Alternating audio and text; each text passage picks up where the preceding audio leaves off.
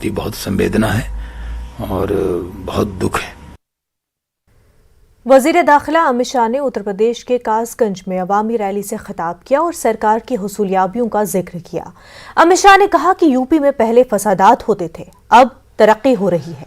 अमित शाह ने कहा कि इस बार बीजेपी उत्तर प्रदेश में 300 से ज्यादा सीट लेकर आएगी। पूरे प्रदेश में पहले दंगे होते थे, अब प्रदेश में यूनिवर्सिटियां बन रही है, मेडिकल कॉलेज बन रहे हैं, हवाई अड्डे बन रहे हैं, उद्योगों का जाला बिछ रहा है और प्रदेश गुंडा राज से मुक्त हो गया। अखिलेश जी, क्या देखकर वोट मांगने निकले हो?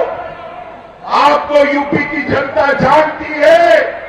आपके 5 साल में 700 से ज्यादा दंगे हुए थे, 700 से ज्यादा।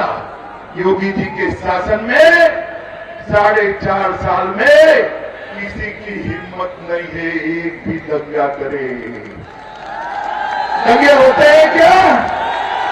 होते हैं क्या?